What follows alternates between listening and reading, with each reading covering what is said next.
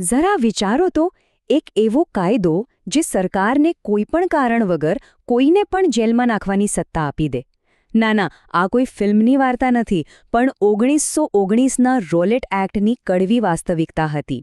એક એવો કાયદો જેણે ભારતના સ્વતંત્રતા સંગ્રામની આખી દિશા જ બદલી નાખી. કાળો કાયદો, આ બે શબ્દો સાંભળીને જ કેવું લાગે છે? કોઈ કાયદાને આવું નામ શું કામ આપવામાં આવ્યું હશે? આ શબ્દોમાં જેનો વિરોધ અને એની પાછળની પીડા છુપાયેલી છે, નહીં? તો બસ આ જ મુખ્ય સવાલનો જવાબ આપણે આજે શોધવાના છીએ કે આખરે આ કાયદો હતો શું, અને એવું તો શું હતું એમાં કે ભારતના લોકોએ એને પોતાની આઝાદી પર સીધો હુમલો ગણ્યો. ચાલો આ આખી વાતને જરા ઊંડાણથી સમજીએ. ઇતિહાસને સમજવા માટે એના મૂળમાં જવું પડે, એના પુરાવા જોવા પડે. આપણી આજની આખી વાતચીતનો આધાર પણ આ જ ઐતિહાસિક લખાણ છે. આ આપણને સીધા એ સમયમાં લઈ જશે અને એ સમયની હકીકત બતાવશે. હવે જો કોઈ પણ કાયદો કંઈ હવામાંથી તો નથી બનતો, બરાબર? એની પાછળ તે સમયના સંજોગો જવાબદાર હોય છે. તો ચાલો સૌથી પહેલાં એ સમયને સમજીએ જેમાં આ કાયદાના બીજ રોપાયા હતા. સમય હતો માર્ચ 1919નો. પ્રથમ વિશ્વયુદ્ધ હમણાં જ પૂરું થયું હતું.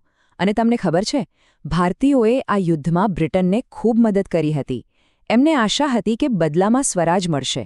પણ થયું શું?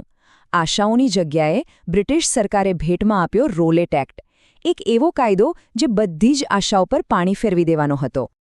તો સૌથી મોટો સવાલ એ છે કે આ કાયદામાં એવું તો હતું શું જેનાથી આખા દેશમાં વિરોધની આગ ફેલાઈ ગઈ? ચાલો હવે એની જોગવાઈઓ પર એક નજર કરીએ.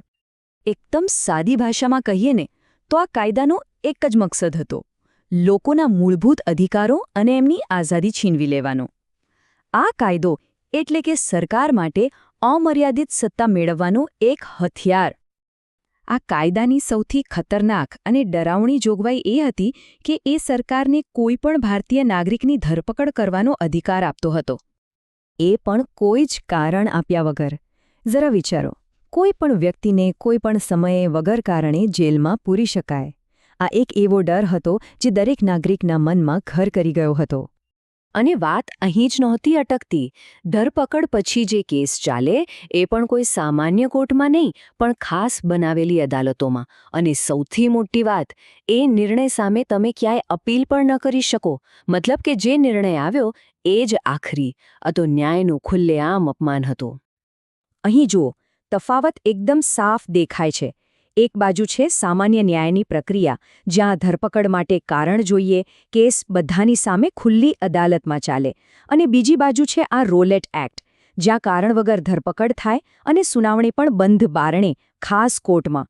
સીધો મતલબ એ કે એક તરફ કાયદાનું રાજ હતું તો બીજી તરફ રાજ કરનારાઓનો જ કાયદો હતો.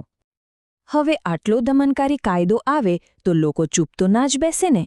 બસ આ કાયદાએ આખા દેશમાં વિરોધ અને અનાદરની એક એવી લહેર ઊભી કરી જે પહેલાં ક્યારેય નહોતી જોવા મળી. લોકો માટે આ માત્ર કાગળ પરનો એક કાયદો નહોતો. આ એમના આત્મસન્માન પર થયેલો સીધો પ્રહાર હતો. એમને લાગ્યું કે આ તો ગુલામીની બેડીઓને વધારે મજબૂત કરવાની કોશિશ છે. આ પોતાની આઝાદી પર, પોતાના અસ્તિત્વ પર સીધો હુમલો હતો. અને લોકોના ગુસ્સાને, આ આક્રોશને એક અવાજ મળ્યો. અને એ અવાજ હતો મહાત્મા ગાંધીનો. એમણે જ આ કાયદાને એ નામ આપ્યું જે આજે પણ ઇતિહાસમાં ગુંજે છે: કાળો કાયદો. બસ આ બે શબ્દોએ આખા દેશને એક સાથે લાવી દીધો.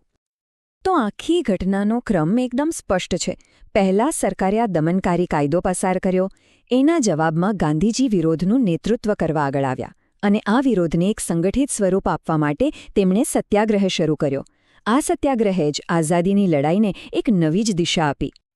રોલેટ એક્ટની આ આખી કહાણી આપણને એક બહુ જ મહત્વના સવાલ પાસે લાવીને ઊભી રાખે છે કે જ્યારે કાયદો પોતે જ અન્યાયનું સાધન બની જાય, જ્યારે કાયદો જ લોકોની આઝાદી છીનવા લાગે, ત્યારે વિરોધની ભૂમિકા શું હોવી જોઈએ?